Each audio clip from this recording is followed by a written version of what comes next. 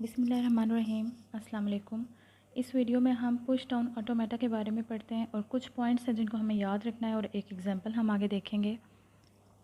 तो previous videos में हमने देखा था कि जो रेगुलर लैंग्वेजेस होती हैं उसके लिए उसको हम किस तरह रिप्रेजेंट करते हैं, या तो रेगुलर एक्सप्रेशन से और या हम उसका एफ ए ड्रॉ करते हैं। एफ ए के भी दो टाइप्स हैं, डी एफ ए और एन एफ ए।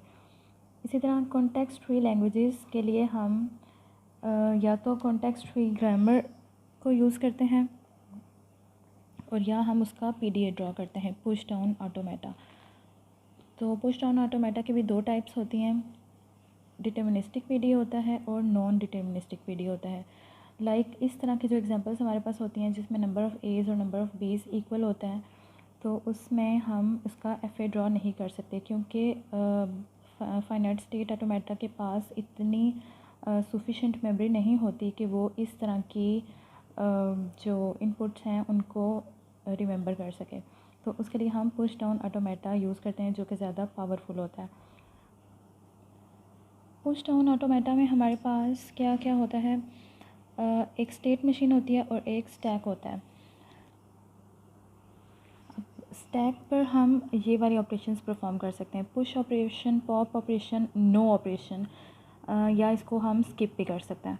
तो लेट्स सपोज कि सबसे पहले हमारे पास स्टैक में जेड पड़ा हुआ होता है। तो अगर हमने यहाँ पर ए को पुश करना है तो सबसे पहले हम क्या इनपुट देंगे, ए के बाद जो स्टैक में पड़ा होता है वो हम लिखते हैं। अब स्टैक में जेड पड़ा हुआ है तो हम जेड लिखेंगे, उसके बाद हम ए और जेड दोनों को पुश कर देंगे। मींस ये सिंबल हम इनपुट के लिए यूज़ करेंगे, नेक्स्ट जो है वो हम पॉप करेंगे और ये यहाँ पर हम जो भी हमने पुश करना होगा वो पुश करेंगे। जो भी सिंबल हम स्टैक में पुश करना चाह रहे हैं उससे पहले हम देखेंगे कि स्टैक में क्या पड़ा हुआ है, उसको हम पहले पॉप करेंगे, उसके बाद हम उसके अंदर दोनों को पुश करेंगे। इसी तरह पॉप करने के लिए इनिशियली हमारे पास स्टैक में जेड है और अगर हमने स्टैक में हमारे पास ए है और हमने बी, नेक्स्ट हमारे पास इनपुट बी आई है, ए के बाद हमारे पास इनपुट बी है, ए को हमने पुश किया हुआ है और बी को हमने उस ए के लिए पॉप करना है। तो हम क्या करेंगे कि अब हमारे पास इनपुट सिंबल बी है और हमारे पास जो स्टैक में है वो सबसे टॉप पे हमारे पास क्या पड़ा हुआ है, ए। तो हम क्या करेंगे कि इस बी के लिए हम ए को पॉप करेंगे। तो पॉप करने के लिए हम ये एप्सिलॉन का सिंबल यूज़ करते हैं, तो इससे हम क्या कर लेंगे, इसको पॉप कर लेंगे। अब एक इसमें नो ऑपरेशन परफॉर्म होता है, या हम कह सकते हैं कि हम उसको स्किप करते हैं। अगर हमने कोई ऑपरेशन परफॉर्म नहीं करना और हमने स्किप करना है तो फिर हम उसको कैसे लिखेंगे कि स्टैक में हमारे पास जेड है और अभी हमारे पास ए है, लेट्स सपोज। तो हम रीड किसको कर रहे हैं, बी को अगर हमने स्किप करना है और स्टैक में हमने ए ही रहने देना है तो इनपुट सिंबल हमारे पास बी होगी और स्टैक में टॉप पे हमारे पास ए है और ए को हमने ए ही रहने देना है, इस पर कोई ऑपरेशन परफॉर्म नहीं करना, तो हम क्या लिख देंगे, उसे एज़ इट इज़ रहने देंगे। तो ये 3 ऑपरेशंस हमें पीडीए बनाने में हेल्प करेंगे और इनको हमने याद रखना है। अब नेक्स्ट हम एग्जांपल देखते हैं पीडीए की। अब सबसे पहले हमारे पास एक एग्जांपल है, A raise to power N, B raise to power N. It's means के नंबर ऑफ़ एज़ और number of B's are equal but A is followed by B's. तो ए हमारे पास पहले होना चाहिए और बी हमारे पास बाद में होना चाहिए। तो इसकी हम लैंग्वेज लिख लेते हैं। अगर एन हमारे पास 1 होगा तो हमारे पास एक ए और एक बी आएगा। अगर हमारे पास एन 2 हो जाता है तो हमारे पास 2 एज़ और 2 बीज़ आ सकता है। इसी तरह हमारे पास अगर एज़ 3 होंगे बस बीज़ भी 3 होंगे।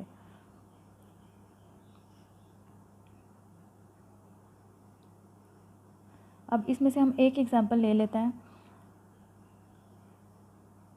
ये हमारे पास एक स्ट्रिंग है।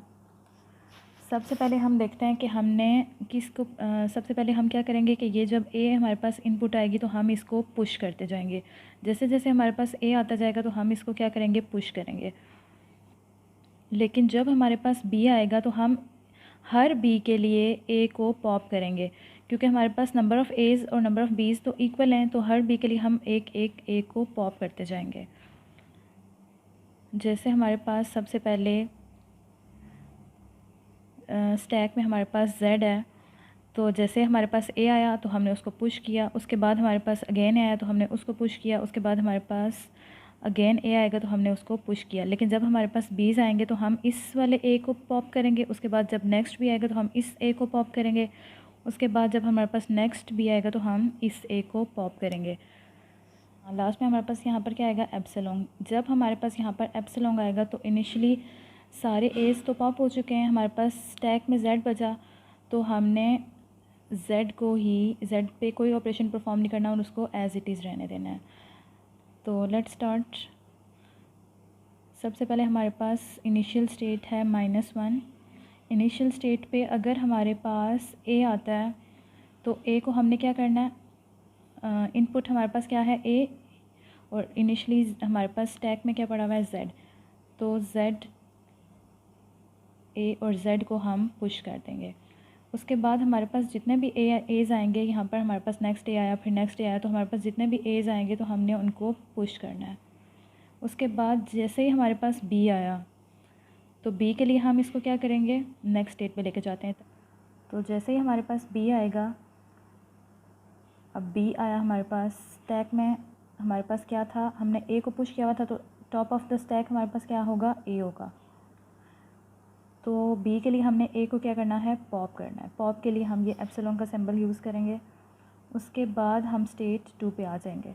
अब स्टेट 2 में हमारे पास अगेन बीज आ रहे हैं, तो जब भी हमारे पास बी आएंगे तो हमने उसको ए के लिए पॉप करना है। अब जैसे हमारे पास बी आया तो हमारे पास स्टैक में ए ही होगा और हम उसको पॉप कर देंगे।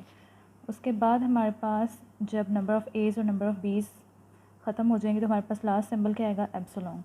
एप्सिलॉन जब हमारे पास आएगा तो हमारे पास स्टैक बिल्कुल खाली है, स्टैक में हमारे पास z है, तो हम इस पर कोई ऑपरेशन परफॉर्म नहीं करेंगे, तो हम इसको z ही रहने देंगे, या हम ये कह सकते हैं कि हम इसमें z ही दोबारा पुश कर देंगे।